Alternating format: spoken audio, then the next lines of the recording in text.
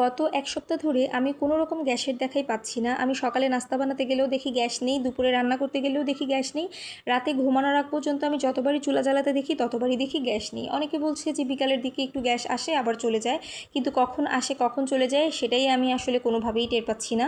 Hello everyone, আসসালামু আলাইকুম। কেমন আছেন সবাই? আশা করছি সবাই অনেক অনেক বেশি ভালো আছেন। আমিও অনেক ভালো আছি আলহামদুলিল্লাহ। আমার একটা ভিডিও দেখে এক আপু আমাকে আমার এই চুলাটা সম্পর্কে জিজ্ঞেস করেছে এবং এটা আমি কতদিন হয়েছে কিনেছি, কতদিন ধরে ব্যবহার করছি, কেমন সার্ভিস দিচ্ছে সেই সম্পর্কে জানতে চেয়েছে। তো ভাবলাম আমার আজকের এই ভিডিওতে এটা সম্পর্কে কিছু শেয়ার করি। আমার এই চুলাটা আমি কিনেছিলাম গত রোজার মাসের বেশ কিছুদিন আগে, এই 1 সপ্তাহ হবে। তখন কিন্তু গ্যাসের অনেক বেশি সমস্যা ছিল। তো আমি ভাবলাম যে এখনই এই অবস্থা, রোজার মাসে আরও গ্যাসের সমস্যা বাড়তে পারে, কারণ এমনিতেই রোজার মাসে ইফতার বানানোর সময়টাতে গ্যাস থাকে না। তো ইফতার আর সেহরি নিয়ে গ্যাস না থাকলে অনেক বেশি বিপাকে পড়ে যাব। তাই ভাবলাম এবার একটা ইলেকট্রিক চুলা কিনবো।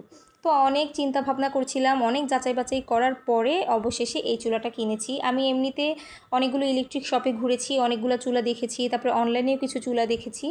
তারপরে সব কিছুতে মানে এত কনফিউজড লাগছিল, পরে হচ্ছে যে আমি চ্যাট জিপিটি শরণাপন্ন হলাম। তখন আমাকে চ্যাট জিপিটি কিন্তু এই ভিশন ইনফ্রারেড কুকারটাই হচ্ছে আমাকে সে সাজেস্ট করলো। আর এমনিতেও আমার আম্মু কিন্তু একটা ভিশন ইনফ্রারেড কুকার ইউজ করে, বেশ আজকে 5-6 বছর ধরে ইউজ করছে, খুবই স্মুথলি চলছে, এটা কখনোই কোনো রকম প্রবলেম দেখা দেয়নি।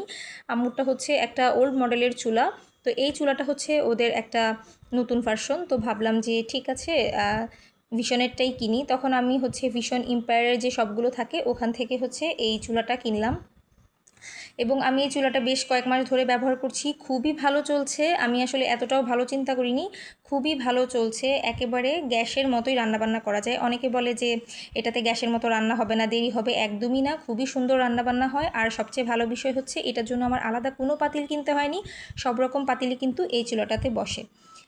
তো এই ছিল আমার আজকের রান্নাবান্না, লাউ শাক আলু দিয়ে ভাজি, বেগুন ভর্তা আর ডাল।